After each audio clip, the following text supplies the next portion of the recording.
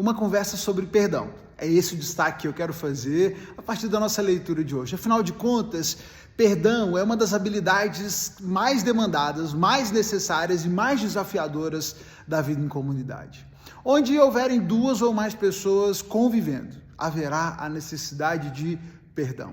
Seja intencionalmente, seja sem intenção, sem o propósito, nós estamos sempre constrangendo, incomodando, ferindo uns aos outros nas nossas interações, porque nem sempre queremos as mesmas coisas, abordamos as questões da mesma forma e logo nos vemos envolvidos em questões e motivos e momentos de chateação, de contrariedade.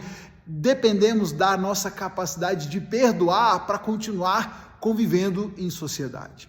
E nessa leitura de hoje, que a propósito nos levou no texto de Mateus, do capítulo 17, a partir do verso 24, até o capítulo 20, no verso 28, nesse trecho, nós temos vários ensinamentos sobre algumas questões diferentes. Entre elas, nós temos um ensinamento, uma conversa que acontece sobre perdão, que eu entendo muito pertinente, que traz lições preciosas para a gente, para as nossas vidas, e eu quero aplicar brevemente aqui com você. A partir do capítulo 18, no verso 15, Jesus começa a falar aos seus discípulos sobre a correção de um irmão. E ele diz: se um irmão pecar contra você, fale com ele em particular e chame-o a atenção para o erro. Se ele o ouvir, você terá recuperado o seu irmão. Se o seu irmão falhar contra você, cometer um erro contra você, queira resolver, vá atrás, converse com ele, se proponha a solucionar essa questão. E esse é um aspecto importante sobre o perdão. É preciso que haja a vontade de resolver, a vontade de solucionar. Sempre haverá alguém ferindo você, sempre haverá alguém te magoando, faz parte da vida, e nós precisamos desejar resolver os problemas, perdoar as pessoas, solucionar as questões e procurar solução. Muitas vezes você é ferido e ao invés de ir atrás da pessoa que te feriu, você conversa com todo mundo, fala mal dela para todas as outras pessoas, para quem quiser ouvir, mas não fala com a única pessoa que de fato te feriu. E às vezes sequer se deu conta de que aquela ação dela te magoou, te feriu de alguma forma. Queira resolver e procure a pessoa diretamente. Vá diretamente à pessoa que pecou contra você. Se você conseguir conversar e se acertar com ela, você ganhou seu irmão e a situação está resolvida. Que coisa boa. Ninguém precisa saber, isso não precisa ser publicado no mundo, não precisa virar um stories na rede social. Às vezes você consegue resolver isso de forma privada, e que bom poder resgatar um relacionamento e resolver uma questão com o irmão.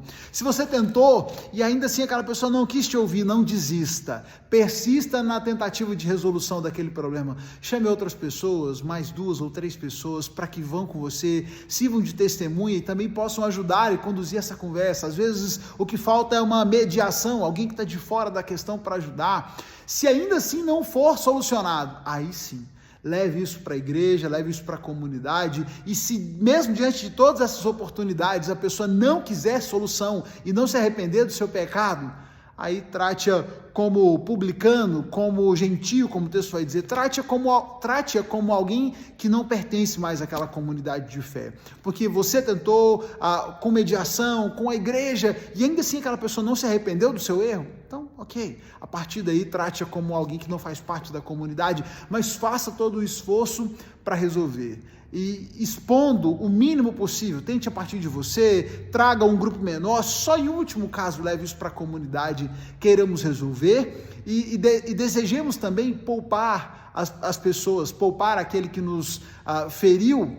Não há necessidade de expor as pessoas de forma desnecessária. Então, cultivemos relacionamentos saudáveis, queiramos resolver os problemas uns com os outros. Nesse contexto de resolução de problemas, Pedro então pergunta para Jesus: mestre, mas então quantas vezes eu devo perdoar?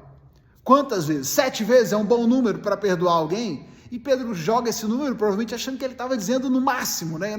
7 vezes são muitas vezes para perdoar uma pessoa. E Jesus, então, não dá um número para ele, mas Jesus conta uma parábola para mudar a perspectiva de Pedro. Não é sobre quantas vezes você perdoa, mas é você entender que você foi perdoado por pecados, por falhas muito maiores. Jesus conta a parábola do senhor que tinha 2 servos. Um deles tinha uma dívida impagável e esse servo que tinha uma dívida impagável tinha um outro menor que devia uma mixaria para ele.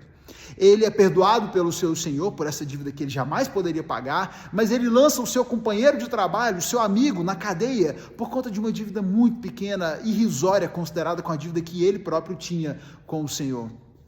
E depois de demonstrar a sua incapacidade de perdoar, ele é punido pelo Senhor, fala, olha, eu te perdoei, você não foi capaz de demonstrar a mesma generosidade. E nesse contexto, Jesus está dizendo para Pedro, Pedro, olhe para você, para a sua vida, para os seus pecados, Deus já te perdoou coisas muito maiores e muito mais sérias. Você pode perdoar, você é capaz de perdoar os seus irmãos por coisas menores. Não é sobre ficar fazendo contagem, quantas vezes perdoar. É sobre entender que fomos perdoados de crimes muito mais graves, pecados muito mais graves.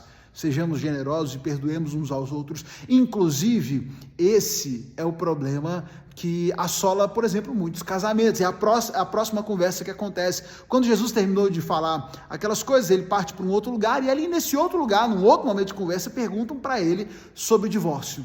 Afinal de contas, e eles tentam fazer uma pegadinha com Jesus, colocá-lo em contradição. Afinal de contas, o homem pode se divorciar por qualquer motivo? Jesus diz que não, vocês leram a Escritura.